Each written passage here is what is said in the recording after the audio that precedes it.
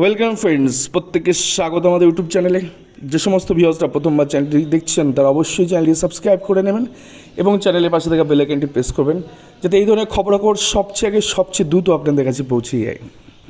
তো আমরা প্রত্যেকেই জানি যে 2022-এর যে ডিএলএডের মামলা, সেই ডিএলএডের মামলায় আজকে সুপ্রিম কোর্টে শুনানি ছিল এবং একাধিক বিষয় সেখানে উঠে আসে এবং বাদী বিবাদী পক্ষ বিভিন্ন আর্গুমেন্টগুলো করে। আমরা সে বিষয় নিয়ে খুব একটা যাচ্ছি না।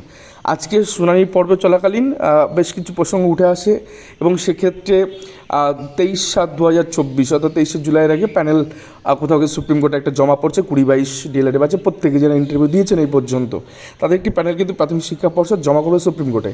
আমরা যে বিষয় নিয়ে আলোচনা করবো সেটা হচ্ছে যে 5টি কারণে 2022-এর প্রত্যেকের চাকরি হওয়ার সম্ভাবনাটা রয়েছে, সেই 5টি কারণ নিয়ে আমরা গোটা বিষয় নিয়ে আলোচনা করবো, সেইটার জন্য আজকের এই ভিডিওটা করা। তো চলুন শুরু করা যাক। তো প্রথমেই যে বিষয় নিয়ে কথা বলবো, একটা বিষয় অনেকে মানতে চাইবেন না যে এনসিটি নর্ম সেটা আছে সেটা আছে ওটা আছে, 2022-এর হবে না, পার্সুইং হবে না, এ হবে না তা হবে না। তাদের একটা ছোট্ট জিনিস মনে করাই, যখন 2018 সালে এনসিটি রুলস ফ্রেম করে বিএডদের প্রাথমিকে বসার যোগ্যতা মান নির্ণয় করলো, সেই রুলস সেই গেজেট টোটালটাই কিন্তু উপড়ে ফেলা হচ্ছে গোড়া থেকে। তারপরে মানবিকতার দিক থেকে সুপ্রিম কোর্ট সেই কি বলবো নোটিফিকেশনের উপর বেস করে যারা চাকরি পেয়েছেন তাদের চাকরিতে কিন্তু হাত দেয়নি।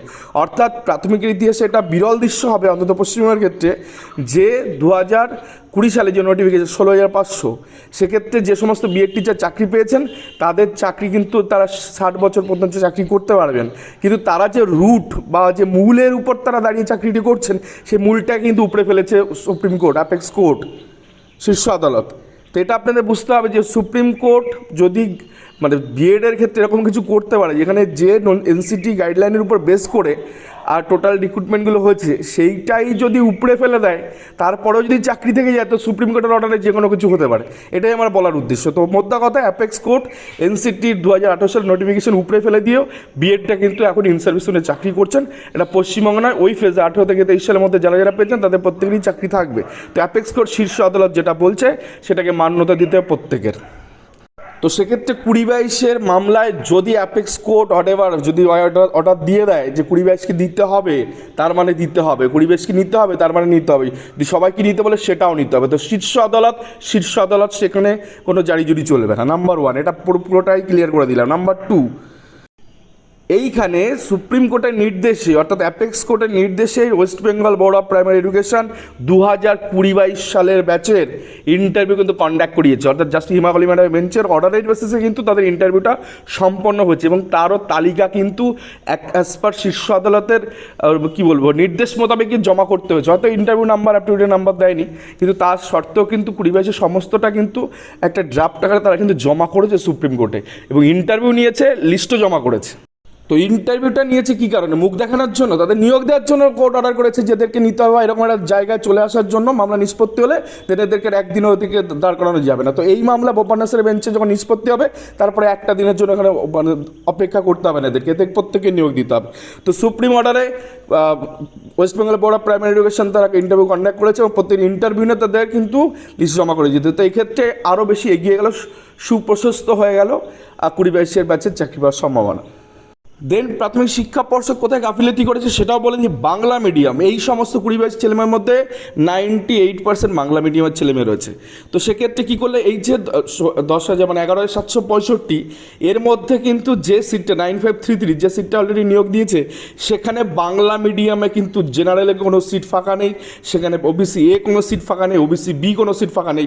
Bangla medium general OBC A OBC B শূন্যপদ কিন্তু ফাঁকাই রাখেনি প্রাথমিক শিক্ষা পর্ষদ। অর্থাৎ প্রাথমিক শিক্ষা পর্ষদের কাছে যতটা ভ্যাকেন্সি ছিল সেই টোটাল ভ্যাকেন্সি 953-তে যারা যারা তখন অ্যাভেলেবেল ছিল তাদেরকে দিয়ে দিয়েছে। তো সেক্ষেত্রে 2022-এর জন্য আলাদা করে কোনো সিট রাখা ছিল না। মামলা চলছে, সুপ্রিম কোর্টে মামলা, তারপরেও দুঃসাহস দেখিয়ে সমস্তটা নিয়োগ করেছে, 2022-এর জন্য একটি সিটও ফাঁকা রাখেনি। তো অলরেডি নর্দমায় পা দিয়ে বসে আছে। পর্ষদ পাকে পা দিয়ে বসে আছে, তো এক্ষেত্রে তাদের বাঁচার রাস্তা একটাই হবে, সেপারেট দুটো প্যানেল করতে হবে। একটা 953 তাদের যদি আনটাচেবল রাখতে হয়, তাদেরকে হয়তো টাচ করবে না প্রাথমিক শিক্ষা পর্ষদ, সেটা আনটাচেবল থাকবে। এবং এই যে যত সংখ্যক প্রার্থী 2513 সামথিং যে প্রার্থী আছে, প্রত্যেককে এখানে নিয়োগ দিতে হবে প্রাথমিক শিক্ষা পর্ষদে, কারণ তারা মামলা চলাকালীন সব কিছু তারা অ্যাসিওর করেছে কোর্টে যে আমরা তাদেরকে অ্যাকোমোডেট করে দেবো, আমরা রাজি আছি। কিন্তু হটেভার এগুলো করার পরে তারা কিন্তু কোনো শূন্য পদ 2022-এর জন্য রাখেনি যে না এদের হয়ে গেলে আমরা এখানে দিতে পারি। এইসব করে যা ছিল তখন টোটালটা করে দিয়েছে। তো এইটা হচ্ছে বুমেরাং হবে পর্ষদের ক্ষেত্রে। নাম্বার 4, যেখানে কি 100% প্যানেল তো দেয়নি, সেক্ষেত্রে 100% প্যানেল না দিয়ে 5% প্যানেল কিন্তু প্রকাশ করে দিয়েছে। মামলা চলছে সুপ্রিম কোর্টে, সেখানে গিয়ে অন্তত ওয়েট করা দরকার ছিল 5% প্যানেল দেওয়ার জন্য। এতদিন পর্যন্ত 42 যে 5% দেয়নি, 16,500-তে 5% দেয়নি। এদের এত তারা যে রিক্রুটমেন্টের হাফ অংশ মানে সিট ফাঁকা রয়েছে, এটা সেটা রয়েছে, মামলা চলছে সুপ্রিম কোর্টের 5% দিয়ে দিয়েছে ওয়েটিং লিস্ট। ওয়েটিং লিস্ট তো গোটাটার উপর তো ওয়েটিং লিস্ট হবে, হাফ আপ করে হয়। রুলসে রয়েছে 100% দিয়ে তবে গিয়ে 5% অ্যাডিশনাল প্যানেল দিতে হবে, সেটা করেনি। তো সেই জায়গায় 5% দেওয়াটা কিন্তু বুমেরাং হবে, কারণ যাদেরকে চাকরির আশা দেখে 5% প্যানেলে রেখে দেওয়া হচ্ছে, এই 2022 নিয়োগ হলে 5%টাও কিন্তু বুমেরাং হয়ে যাবে। কারণ সিট কোথার থেকে দেবে, সেক্ষেত্রে রুলস মোতাবেক কিন্তু কিছু হবেই না। আর 2200 যাদেরকে যে কটা সিট 2022-কে দেবে, তারও কিন্তু একটা 5% হওয়া উচিত হিসাব মোতাবেক। যাক, তো 5% প্যানেল 100% না দিয়ে 5% কী করে দিলে, এটা নিয়েও ফার্স্টে চলেছে প্রাথমিক শিক্ষা পর্ষদ। দেন পরেরটা বাকি থাকা শূন্যপদের সুপ্রিম কোর্টে স্টে আছে। এই বাকি থাকা শূন্যপদ বলতে অন্য মিডিয়ামের থেকে যে নেপালি বা উর্দু মিডিয়াম বা অন্যান্য ক্যাটাগরি, যেমন বাংলা মিডিয়ামে শিডিউল কাস্টের ক্ষেত্রে প্রায় 690টা সিট গায়ে ফাঁকা আছে। তো সেই সমস্ত শূন্যপদ এবং মানে এখানে প্রার্থী পাওয়া যায়নি, যারা ছিল ম্যাক্সিমাম সবাই চাকরি পেয়ে গেছে, একজনে কেউ পড়ে নেই শিডিউল কাস্ট ক্যান্ডিডেট যারা কিনা বাংলা মিডিয়ামের। দেন এই সাথে সাথে আর কি বলবো, এই সাথে সাথে আর যেটা বলো অন্য নেপালি উর্দু মিডিয়াম, এই মিডিয়ামগুলোতে প্রার্থী পাওয়া যায়নি, তাই শূন্যপদ ফাঁকা আছে। যদি 2022-কে দিতে হয়, মানে এই যে শূন্যপদ আদার দেন বাংলা মিডিয়াম এবং বাংলা মিডিয়াম শিডিউল কাস্টের ব্যাপার এবং এসটি পদপ্রার্থীদের, এই কয়েকটা জায়গায় ফাঁকা করে 2100-2200 মতন সিট ফাঁকা পড়ে রয়েছে।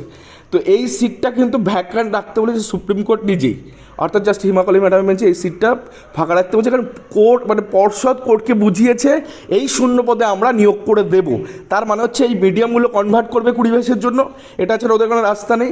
এবং সেটা করতে গেলে সেটা রেজুলেশন পাস করতে হবে, সেটা একটা ডিফিকাল্ট কাজ, আমি জানি না তোতে করতে পারবে কি না।